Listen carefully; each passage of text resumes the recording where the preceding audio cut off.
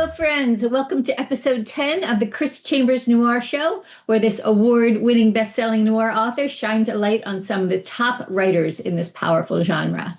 This month, we have the honor of featuring a Tony Award and Derringer Award-winning writer, Curtis Ippolito. I'm Hope Katz-Gibbs, proud producer of the show on Incandescent Radio, Incandescent TV, and you can also listen to us on Spotify, iHeart, and Apple.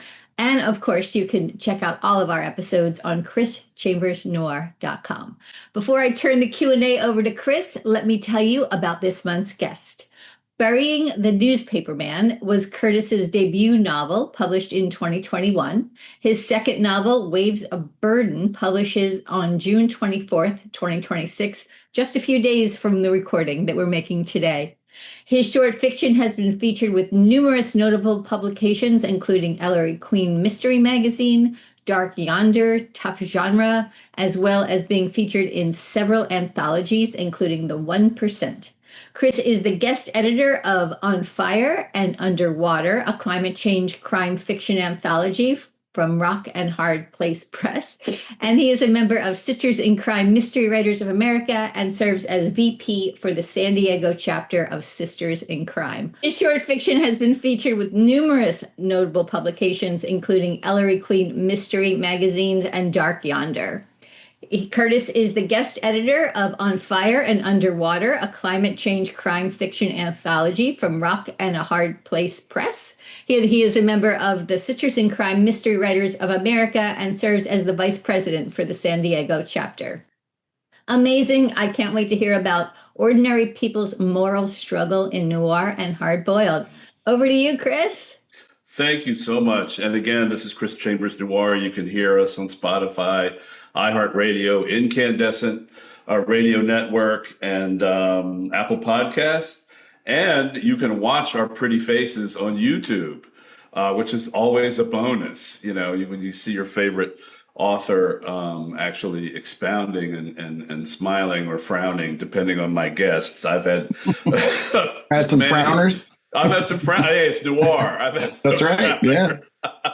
Yeah. So I am so excited to have Curtis Ippolito as my guest, who has been nominated and or won almost as many awards as Delia Pitts, and who was a former guest on the show, along with Reed Farrell Coleman, who's been nominated and won many awards. That's, we didn't plan it out that way, but I mean, later on in the show, I'm going to try to connect up you guys, because there is kind of a different kind of noir theme with you guys, especially in Reed's later works. But definitely with Delia's current works, and she has this an amazing run of novels. Right. I just wanted to say, I love your name. Your name is so cool. It's like Curtis Ippolito. I mean, you could be like a Formula One driver or a white blues guitarist. Okay. Welcome to the stage, Curtis Ippolito. Give it up. I mean, that is such a cool name. What is it Italian or Greek or what? It is Italian, yeah. Okay. And that's fun to hear said, because kind of growing up, it was always like an albatross around my siblings and my neck. We were just like, why do we get this name? It's great. Like I said, it's very so identifiable. Cool. That's for sure. Yeah. I mean, and you know, it is just when I like to hang on stuff like that, because it differentiates people, and it's so cool to have that kind of a name. You know, people. You know, my name is kind of boring. It sounds like it's made up. You know, especially when I'm on shows or I'm talking to somebody like Chris Chambers. It's like, really? That's his real name? But I just wanted to say, you know, with Waves of Burden, you got a really good blurb from one of my first guests and one of my longtime friends, Gary Phillips. Gary's so great. Such a cool dude. He is. I you know, and you know, even before, I don't have my copy, but even before I knew about that, from like NetGalley and stuff like that. But he, you know, when he puts his stamp on somebody, that's like, you know, automatically I know. I mean, Gary never fails, And what's interesting is it doesn't have to be within his and mine particular subgenre or silo. I mean, he shoots out all over the place. And, when I heard, when I saw earlier when he had blurbed you, and I knew, and we're going to get to this later, I knew that, Dennis Lehane was one of your inspirations. That's the kind of stuff I was like, okay, when I was thinking about what kind of a topic we could dance around or theme, I said, okay, now I know what I'm going to do. But I mean, it's a follow up to just an incredible debut, Burying the Newspaper Man, which for those listeners and viewers, it has nothing to do with journalism per se. No reporters are getting murdered here. Okay. Right. We're just going to have to clarify that. And, also, if you could tell us really just quickly, the short story analogy, I mean, was on Fire and Underwater, it was a platform for so many great writers. And I mean, I think the anthology and stories in it are up for a number of awards. Tell us about the anthology for a minute. Sure. So On Fire and Underwater is a crime fiction climate change anthology that Rock and a Hard Place put together last year, and they brought me in to guest edit, and I was very appreciative of that. And what we set out to do was to gather as diverse collection of stories, both from authors and diversity in authors, but also diversity in place, to really show the dangerous consequences climate change is having specifically on everyday people. And I think we did a really good job. We have stories, most are set here in the United States because we have a lot of United States writers, but we have one in Africa, one in Norway, one in the Caribbean. And it's just this fantastic collection of stories. And all these authors did such a great job of not like making it browbeating or getting up on a pulpit, but just showing through a person's everyday life how climate change is pressuring them and impacting them even more so. And we're talking about people that are living in the margins, and are living paycheck to paycheck. And then you throw climate change into the mix, and what does that do to people like that? And we're just so proud. Megan Lucas's story got selected for Best American Mystery and Suspense. Right. Richie Navarez has a story. It's got an Anthony nomination. So, and then it won, the collection as a whole won the Derringer Award along with Hollywood Kills. And it's also nominated for an Anthony Award. So it's very gratifying that people are resonating with this, because it's not like a happy-go-lucky collection of stories, or these aren't fun stories. These are, pretty serious, and, the tone is not, and a lot of them not hopeful. We do have some hopeful stories, but, it's, you want to talk about noir, it's noir. Well, that's what I was going to say, because, you could have just as easily put together a collection of essays on a topic, but you chose this vehicle. And, as crime fiction writers, I mean, we have to kind of, we're disguised essayists almost, in this murder or this heist, the subtext is the social commentary. Right. And when I heard about the anthology, I said, okay, now, this is really probably going to make a lot of people's heads turn, because by its nature, it can't beat anybody over the head, because it's not that genre, Right. And the stories are just amazing. I mean, where did you, obviously, I mean, you're the editor, but I mean, were you sitting around one day in your living room and just cooked this up, or how did this come about? So it came about, a couple of editors at Rock and a Hard Place had the idea, and one of them messaged me and said, hey, would you be interested in, being the editor for this? And I honestly had to think about it, because, Rock and a Hard Place has been doing these one-off special anthologies. And, the only other guest editor they had for one was Sean Cosby. And I was like, how am I going to follow Sean Cosby, Right. But I Right. gave it a couple days and I thought about it and I said, there is no better person right now to tackle this than me. I'm very passionate about climate change, very passionate about, everyday people and the plight that we're in. And so I said yes, and we took off running. Yeah, I mean, again, and look, you don't have to tell me. I'm here in Washington. I'm about a quarter mile from the reflecting pool, such that it Not is. so reflective these days, is it? Yes, it is. And then the weird lies about people tearing up 100 feet of this thing unless they got scuba gear, I guess. And I mean, it literally, I was there. It literally is peeling off, and the algae blooms. Because it was originally built as a place to come and reflect and see the monument and everything in there. So two meanings of the word. It wasn't meant to Right, be messed with and turned into a Roman emperor's swimming pool.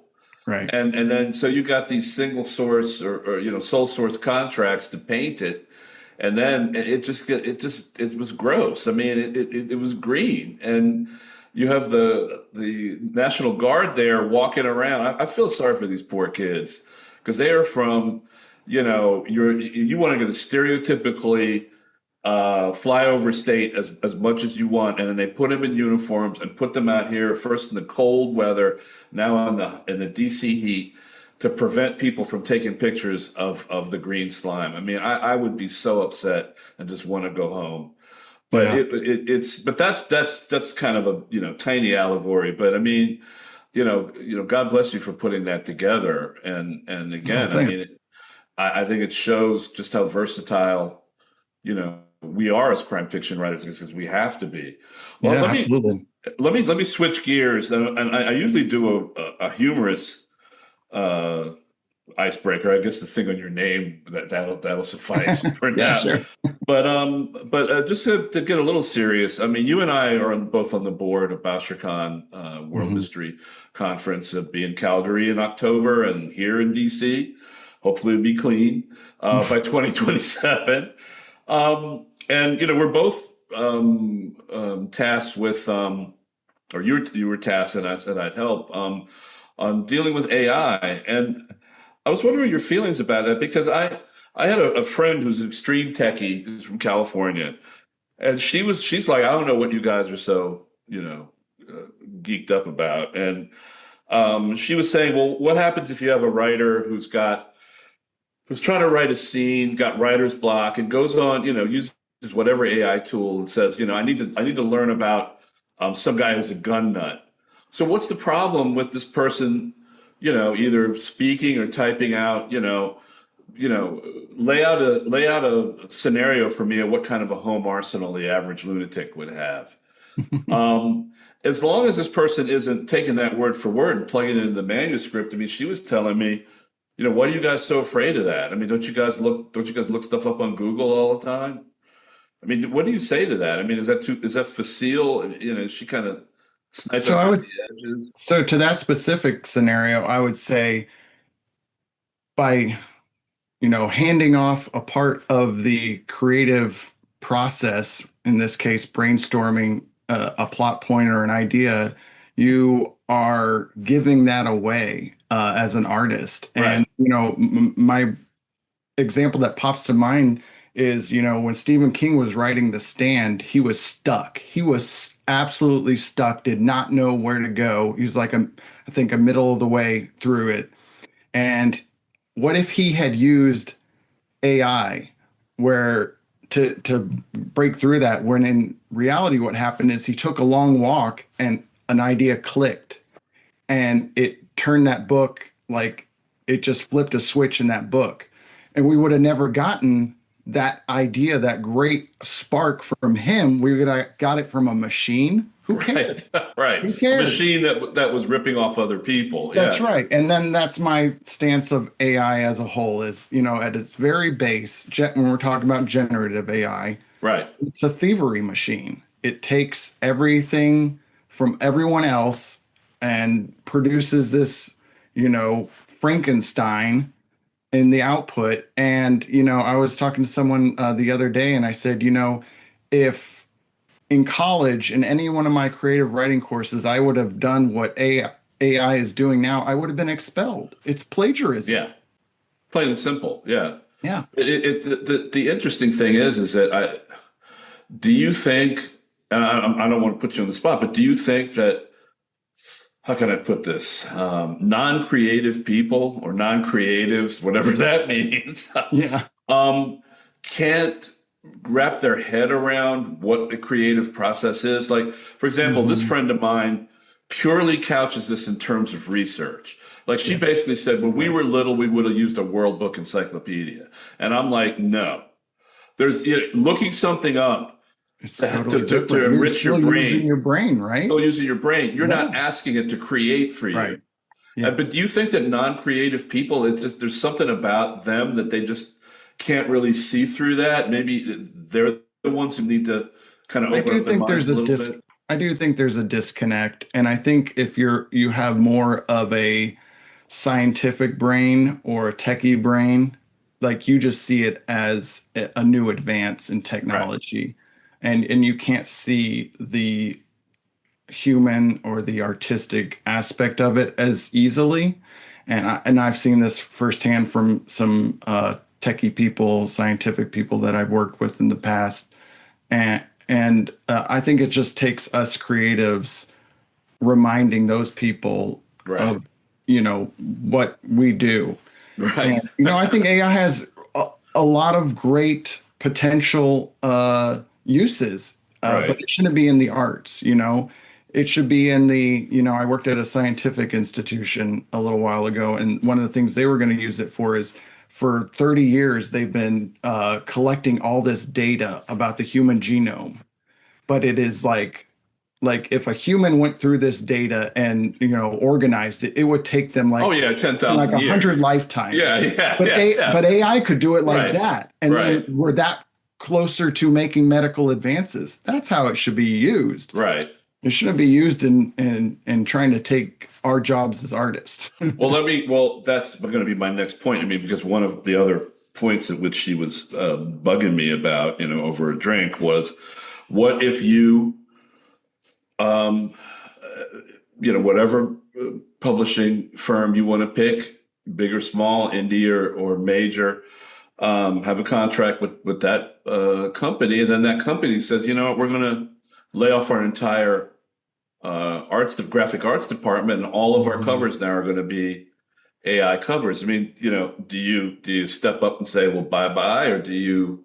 I think we have to take a stand. I think if we want graphic designers and photographers and editors to go to bat for us as writers, we need to do the same for them. Right. We're all creatives, and we all need. It's kind of an unorganized union, right? Like, we're unionizing under this umbrella of pushing back against that. And yeah, absolutely. If a publisher I was with said, "Hey, we're going to use AI for your cover," I would be like, "Well, let me have this contract." A lot of people are that is something that's some real world shit right there. We can curse on this podcast, by the way. Fuck yeah. Within reason. Good. Thank you. But that's some real world shit, because I think some people are going to be hit with that. Sure. Very, very soon. Sure. And I think the more that we take a stand early, I think the more that we'll show. Right now in this moment, we're seeing that pushback works, right? Oh yeah. Towns are pushing back against data centers and they're backing down. People are pushing back against. Look at all the commencement speeches this summer in college. That was good to see. That was fun. And the students are shouting them down. Like, we're at this moment. We just need to continue to take a stand and push. Good. Okay, we got that on the record now. So let me get to the nitty gritty. Let me get to the books then. When you think of ordinary people, kind of every man, if you want to use that term, it seems to be hard. Not it was maybe at one time, but it seems to be this weird fit where you gotta we have noir and kind of hard boiled sitting out here, but you have kind of an everyman, kind of a regular person, kind of fitting into that. where the paradigm is this, everybody's morally challenged and everything is fucked up. But this person might not be as fucked up as the rest of the world. The rest of the world Right. might be chomping down on them. I mean, is that the commonality between, Marcus Kemp in the first book and Drew Jones in the second? That they're kind of like, they aren't like these morally, bankrupt or morally stripped away, probably more accurately by life types of people. They're just trying to just do their thing. Right. And that life comes, is that the commonality right there? That is a commonality, yeah, and it's something that I like to explore is, what if you take an everyday person who just, works 9 to 5 and is doing their best to take care of themselves or their family, and then they're hit with this, this force, this hidden or unhidden force. Like, how do they respond? Like, what does that look like? And that's definitely a shared theme between my two books for sure. Well, in the first one, you don't go down the rabbit hole trope because the guy's a cop of him, like, seeing his partner, like, murder a black or Hispanic kid or something like that. It's a lot more involved, obviously. But I mean, so the real world grip on him is a whole lot different than what I guess some people might have when they saw he was a cop thought was coming down the pike. Right. I mean, that was deliberate? I assume. I mean, of course it's deliberate. It's your universe, but I mean, you definitely stayed away from the usual cop moral issues and then hit with this other thing. If you want to, the book's been out a while. You can spoil it if you want, but elaborate on that a little bit, and then we'll go into back into Drew Jones. Sure. So yeah, Marcus Kemp is a beat cop in San Diego, and he just for anyone who doesn't know, the book is about he finds a dead body in a trunk of a stolen car, and it turns out to be the man who abused him when he was a child. So unlike a lot of murder mysteries of this sort, he sets out to find the killer to help them get away with murder, to kind of find closure to that trauma, as opposed to finding the killer to bring them to justice. And so it was a very deliberate thing that I did in that case. I tried to even stay away from cop tropes. Like, I didn't want him to have like a drinking problem and like, an ex-wife and, all these things you see in detective fiction, because that wasn't what the story was about.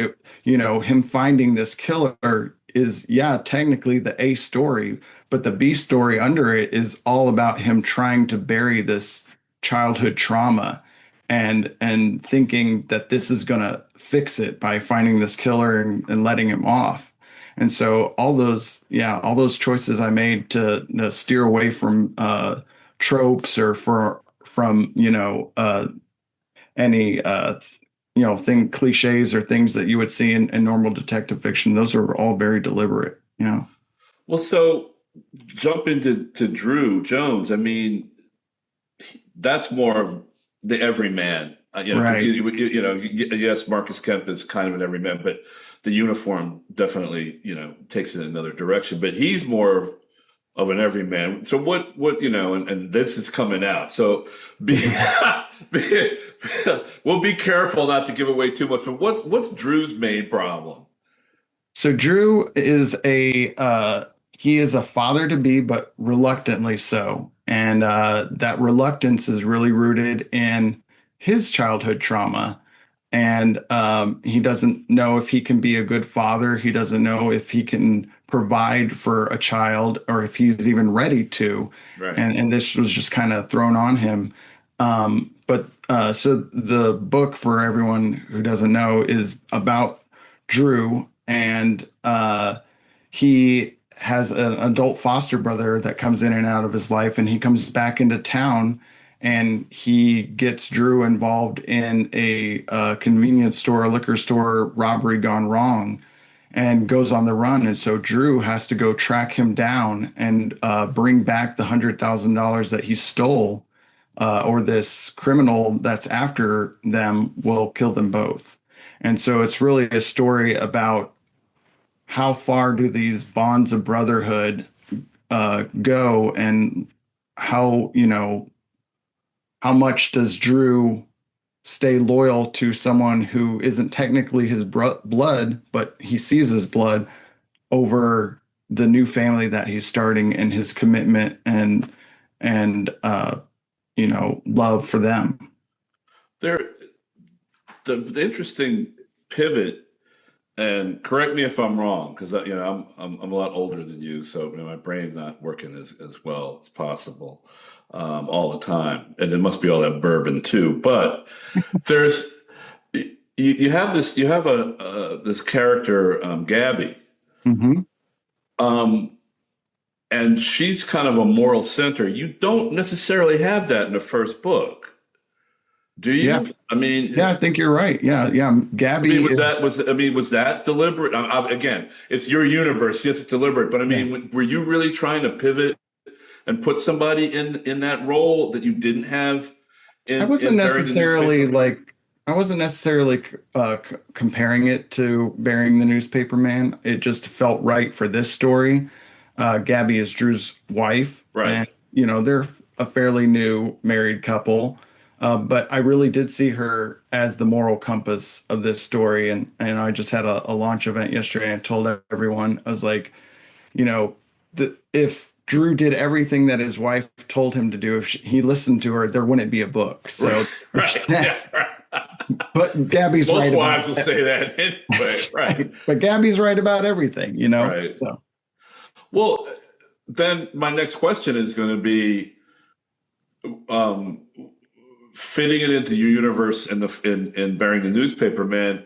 Why didn't you have somebody sitting out there that could be an alternate gravitational pull to Marcus? I mean, what was the thought there? I mean, I'm not asking you to rewrite the book. I'm just because it's just from my point of view, it's an interesting juxtaposition, because you got the guy's married, he's got he's trying to start his new life in the new book, but you've got your debut where you probably could have done that there. Sure. What's your thought process?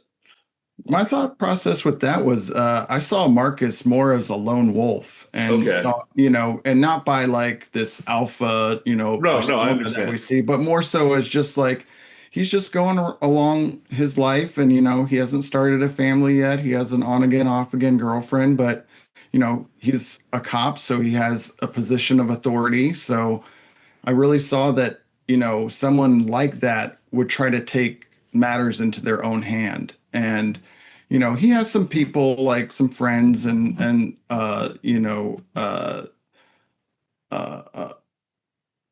supervisor who, kind of try to gently nudge him, in the right direction. Right. But I saw him more as the lone wolf and just trying to tackle these problems on his own. No, that's look, good. Keep those answers coming, because that's why you're such a great writer. I mean, you took one form, and then boom, you pivoted to another one, and you can pivot to another one and another one. I mean, that's what separates the Curtises from everyone else. But let me ask you this. I mean, this is kind of a business question. A lot of people try to silo us at times, and sometimes I get on a high horse, and I blame agents and publishers because they want to use this kind of thriller label all the time, because thriller is new school, and mystery and crime fiction is too academic, and mystery is too old school. And because that way you can just automatically printing press, high octane thriller, boom, high octane thriller, boom, twist, twist, twist, boom, twist, twist, twist, red herring, red herring, red herring. I mean, do you think that's out there? I mean, that there's pressure to either label something that's, that I feel are just amazing slow burn character studies, but for marketing purposes, high octane thriller. I mean, do you think that's a thing, or am I just talking out my ass? I think it's somewhat of a thing, but I think maybe authors make a little more of a thing about it. I don't know if readers are That's a good sitting point. around really dissecting that, Right, but it right. certainly affects how a book reaches a reader or readers, right? So Yeah. that's why as authors, we're so concerned about it. Yeah.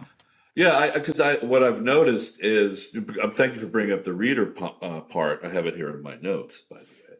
Good, good, minds think alike. Yeah. That they love that, in that they seem to get that label all the times when they do get something that's a slow burn, or something that's pretty meticulously put together, and you see where the characters are and you see where the plot points are, that they actually get pleasantly surprised by that. Right. Whereas they're not looking for a car chase, or some wife or femme fatale double crossing somebody on every page. That's the part, at least when I see that, I really love that. But it just seems, to me, just pressure, maybe not in our different subgenres, but maybe in others. Maybe in, like, domestic suspense or something like that. Pressure to put in, a twist on every page. Is this Right. guy? Yeah, is this guy I met at the bar really my husband's cousin? And is he really going to kill me? Well, no, that's a red herring. That, because they want to, see that. And but thank you for putting that in the perspective of the readers. That's something, that's interesting, and I think that's a really good point. I mean, you're writing for yourself and the readers. You're not writing for your agent or your Right. publisher. Right. Right. Did So let me put this back on something personal then. I mean, okay, here it comes. Do you see? You might have expected this coming. Is there any bit of you in either or Drew or Marcus? Oh, okay. I'd probably say there was a little more of me in Marcus, and I think that's because it was my first book. Your And wife will probably say no, he's Drew, but go ahead. but no, it was a lot of authors, I think, in their first book kind of use themselves as inspiration, and maybe most times not consciously, right? And Right. so there were some things after I wrote that I was like, oh yeah, I see where I got this, and like where Marcus grew up was where I grew up. It was just easy to play off of that. Drew is, I don't think like me at all. Like, I think we're different people, and I really tried to make that so when I wrote him. I wanted him to feel real and not a part of me. The only thing that's real about Drew is where he lives, and when my wife and I moved to San Diego, that's where we lived, and Okay. so I set their home where we first lived when we moved to San Diego, just because I have such great fond memories of living there. Um, but yeah, I think the further you get along, if you're not doing a series character, I think the further you get away from basing a character on yourself. At least that's kind of how I feel in my experience. Is is there any bit of your wife and Gabby? You knew Uh, that was coming. yeah, no, and she wants everyone to make sure that she is not pregnant and doesn't want to get pregnant. So. Right, right. And happy Father's Day, everybody. That's We're right. doing this on Father's Day. But I would say, like, her strength and how smart and intelligent she is. I really appreciate that about my wife. She is my moral compass, and I look to her quite often to, for her intelligence and to steer me in the right direction. Did she see any portion of the manuscript where you had scenes with Gabby in it? Oh Ahead yeah, of time? Sharon reads everything first. Oh, okay, She okay. takes great pride, and she wants to read my stuff before any of my beta readers. So yeah, Oh, cool. Okay. yeah, Well, that's good. yeah, Maybe that's why Gabby is the moral center. that's right. Subconsciously or consciously. Well, let me ask you. You mentioned the place, San Diego. It is it. It's not one of the biggins in terms of hard boiled or noir or whatever your Right. definition of both is. But we write about what we know, as you said. there is this notion, if you're, I know people in California, especially people in LA that don't know anything about the city at all. And then you got East Coast people and Midwest people. I mean, we have a notion of it as, you're close to Tijuana and people might, sunbathe there. What is so dangerous besides the Tijuana part about this place? I mean, what is so in terms of atmosphere? I mean, how do you I mean, do you think about that lack of familiarity that a reader might have, or do you try to inject, some of the, these kind of stylized realism about the place? So there's a few thoughts I have. When I set out to write this book, Waves of Burden, I gave myself three rules. I said I wanted to be fun because Burying the Newspaper Man was a little tense, and I wanted to have some Yeah, fun to say writing the this. least. I wanted it to be fun, have a lot of Right. heart, and make the reader, after they finish reading it, want to visit San Diego. And the reason is I love this place. It was where I was meant to live. It is wonderful. And, I think what you said is true, is a lot of people just think of San Diego as beaches, as laying out. But, we're the most biodiverse county in the country. That means we have the most plants, animals, insects of any county in the continental United States. And that shows in our mountains, in our backcountry, in our valleys. It's incredibly diverse. And then the people are incredibly diverse. We have all Yeah, these that's little what I've heard. neighborhoods, just like LA, where, we have little Koreatown, we have a wonderful Latino population, Black community. Like we have all these communities that really make San Diego so diverse. And so I love it so much. And then the thing about setting everything in San Diego for me is I think it catches the reader off guard, because you think, oh, this is set in San Diego. It's an idyllic, paradise. What could go wrong here? Right. But, we're a city just like any other city. We have crime, we have murders, we have theft, we have embezzlement in our city hall. Like we're just as corrupt as anywhere else. Right.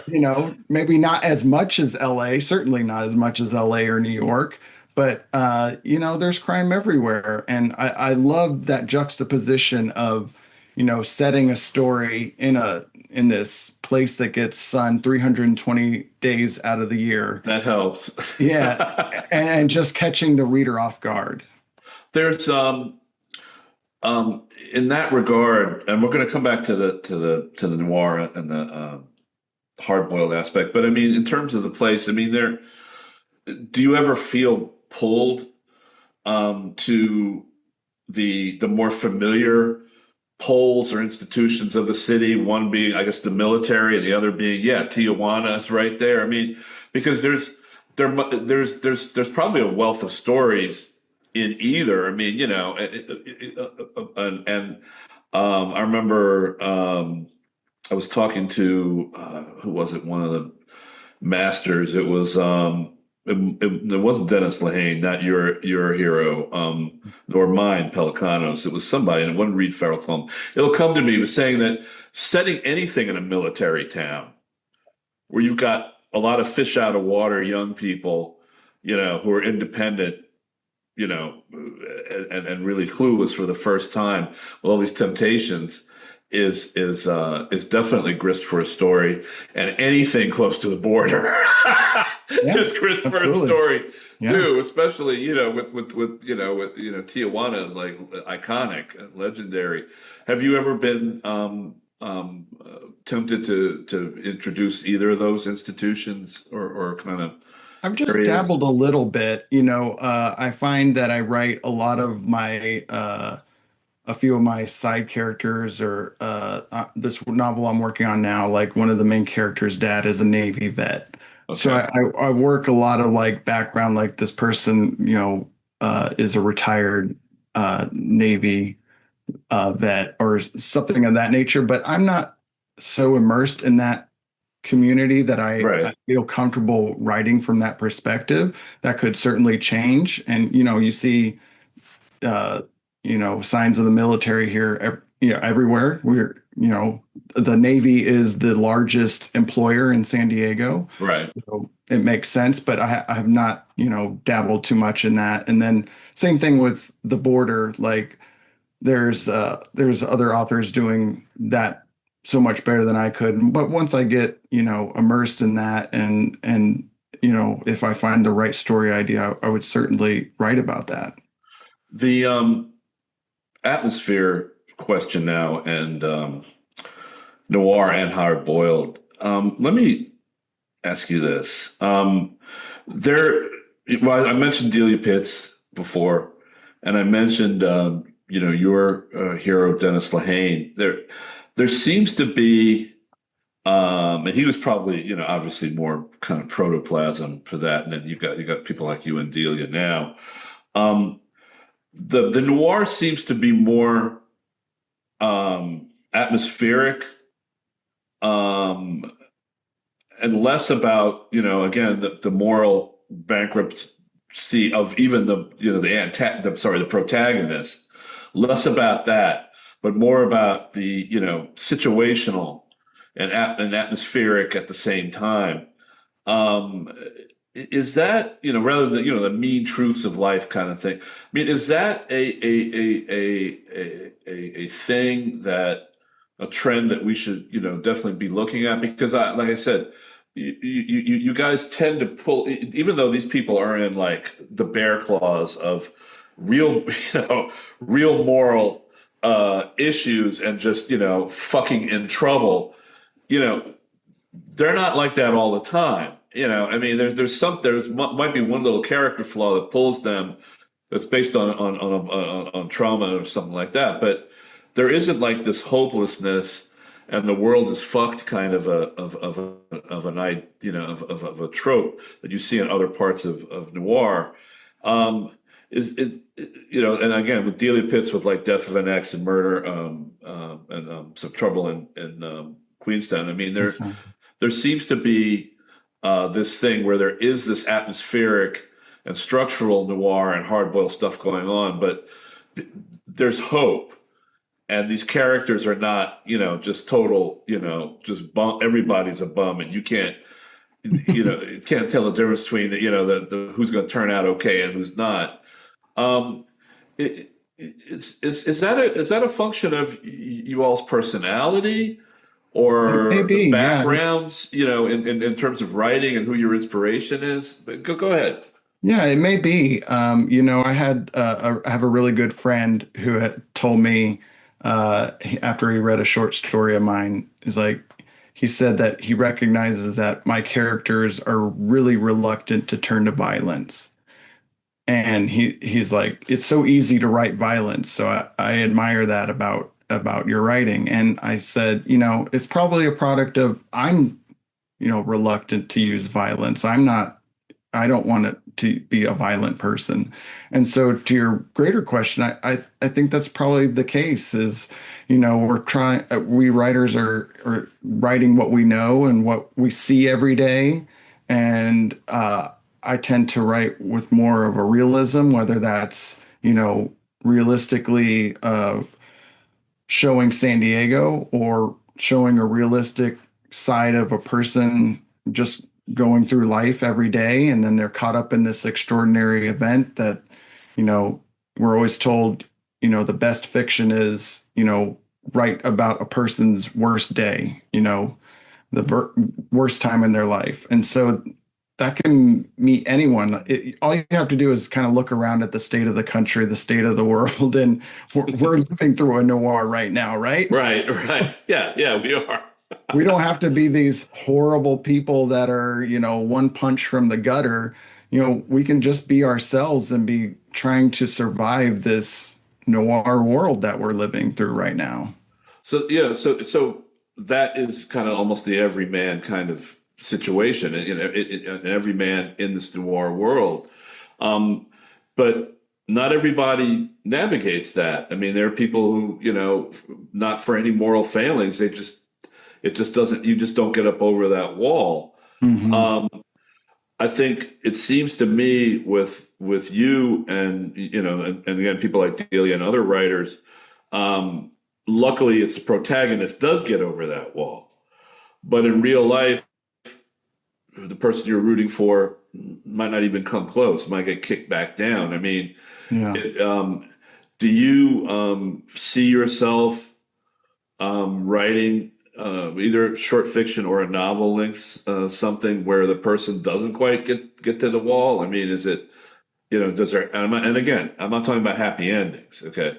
But is there that kind of a story in you, or do you want to keep, your present kind of direction? I don't know. going? It would just depend on the right idea coming along. And, I think I've been thinking about this with the novel I'm working on now. It's a, murder mystery, and, it's a multi-point of view, and I don't think things are going to work out for a couple of the characters. So we'll see. But the story's informing that to me, Right. more so than my intention going into it. So you basically said you're a pantser now. Is that what? A little bit, yeah. Like I'm kind of I think I'm in the middle ground. Like I've outlined the last two novels that I've written, but I certainly leave room to make changes as I go along. Yeah, there's Tracy Clark is like the super pantser, Yeah, and she was in DC recently, and Delia Pitts. Speaking of Delia, and some others, and Cheryl Head. I mean, Cheryl's kind of a hybrid like you, but Delia's very meticulous, and they were just aghast at our. It's like, yeah. I've heard Tracy talk about her process, and I'm like, more power to you. She's scared. Yeah, look, she scares me. I mean, it literally.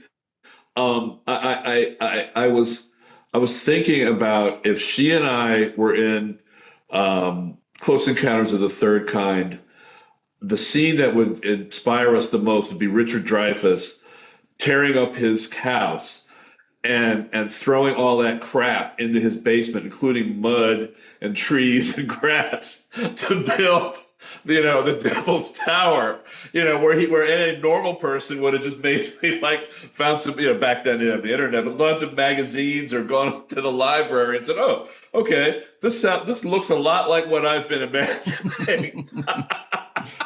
But it's scary. To be a pantser, I think, probably scarier. I mean, it's in my opinion.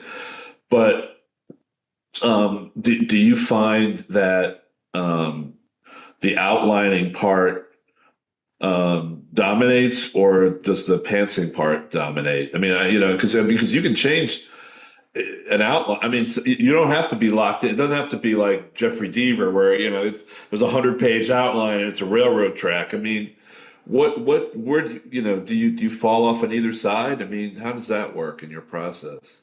No, I kind of use, I like the outline because it gives me the roadmap, and it shows me the beats that I need to hit and the structure that I need to follow. And those are really important for me because, readers have expectations, but at the same time, humans are natural storytellers, right? So we have this ingrained in us, we have the hero's journey in the back of our head from our primitive DNA, right? So anytime that I'm going along and something doesn't feel right because of something I've previously written, or I've thought of a new, twist or the ending, like it's all malleable. So I try not to stress either way about it. Because like you said, an outline can be changed, and if you're pantsing, those ideas can be changed too. So, well, it goes back to what I'd said before about these silos and labels of thrillers, and I tease like super outliners all the time about is this where you put in the red herring? Yeah, right. And some of them say yes. It is what it is. Yeah. Let me jump before we finish up. Is your process any different for your short fiction, or I mean, did you have a whole new head or how does that work? So, probably the last couple years, I did turn to a semi outlined approach to writing short stories. I found this really neat 5 beats trick on Twitter one day, and I've been Not following. AI, Twitter, Yeah, pre-AI Twitter, yes. Um, and so I've been following that, and it's really great for maintaining a nice structure. And again, like even in short stories, you got to hit some of these beats to make the story come together. So, it's very loose. I just take the 5 tips and I write like a line or two, and as I'm writing, be like, oh, yep, Checked off, yeah. I'm into the climax scene, and I need these things to happen before we come to the ending. And so that really helps. Yeah. Yeah, Stacey Woodson and Michael Bracken will be proud of that statement. But is it kind of just a miniaturized world for you, or is it a totally different? It's totally different. Yeah. Like, a short story, I may be able to rip one off in a couple days, and then some take weeks or a month. It just depends on the story. But it really is so much different because than writing a novel, I should say. It's so much different than writing a novel because, in a short story, every word counts. You've got to be precise, you've got to be clear, but also, we're writing crime and mystery, so you've got to Right. have some, mystery there, some suspense. Right. And I really find with short stories, like pacing is even more important than in novels because, novel you have 80,000, 90,000 words to meander. And Right. as long as you like speed up and slow down in the right spots, you're going to be okay. But in a short story, you have to set that pace from the beginning and then maintain it to the end, no matter what the pace is. And that can be difficult in only a 3,000 to 5,000 word space. Yes. I mean, when I do it, it's like, wow, I can't believe I actually did this. I mean, it's like a miracle. And I see it in other people, and I'm just amazed. I was at ShortCon, which is based here in the DMV, and I was they graciously allowed me to welcome people, and and I said, you guys are like the master technicians of this craft, because this is very specialized and very tough. But in terms of novels, I mean, can you give us a thumbnail preview of what you're working on now? Sure. So it's a murder mystery set in, you guessed it, San Diego. Yeah. And it's my first time doing a multi-point of view. One's a mother, one is a grieving widower, and one is a homicide detective. And I'm pitching it as a cross between Small Mercies by Dennis Lehane Right. and Mayor of Easttown. Oh, wow. Okay. Cool. Yeah, but with the latter, there's a lot of crossover tendrils between that and what Delia's doing, too. I mean, and that is so cool and so forward in terms of the evolution of noir and hard boiled stuff. That it's good to hear that. Although I would like to see you do some morally corrupt protagonist. Okay, I'll get on that. Yeah, please do. I mean, they don't have to have a cocaine habit or anything like that. I mean, there's plenty of other bad things people can get into. So, Curtis, this has been a real pleasure. Waves of Burden coming out this week. Grab it. Yeah, there it is. Grab it before, when you go out on your beach vacation, Perfect but beach remember, read. that's right. And remember, but it's deep though. It's fun, but it's deep. Okay. And go back and buy Burying the Newspaper Man if you really just want to go deep, deep and crazy. That is a great book. I would tell you people, I'd recommend reading that first and then look what Curtis comes up with next. Dude, that'll blow your mind, rather than, buy this book, but read Burying the Newspaper Man first, then go see what he's doing with Waves of Burden. And I also want to just say that this is the 25th anniversary of my first hardcover, not the publication date, but when I got my first blurb ever as a writer, and it was from Michael Deaver. I'm sorry, Jeffrey Deaver, not Michael Deaver. What am I thinking? I'm dating myself. That's the Reagan guy, Jeffrey Deaver. And I saw Jeff here in the DMV, and he said he remembered the book, and he was so just supportive, so cool.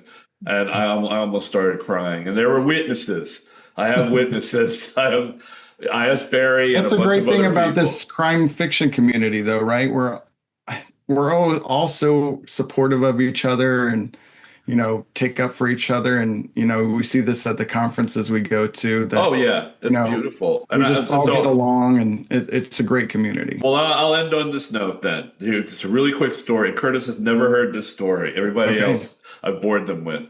I was at an Edgar's, and a certain very famous literary writer was nominated for this Edgar. And, certain famous people in our circles had been pleading with this famous author to blurb him or support him in any way. And this person kind of like, nah. And then all of a sudden they're both nominated for the same category. So this person comes in, a Pulitzer Prize winner, who I've actually known since he was a little boy, and was at the cocktail party before the awards dinner. And he was marveling at how nice everybody was and how wonderful everybody was.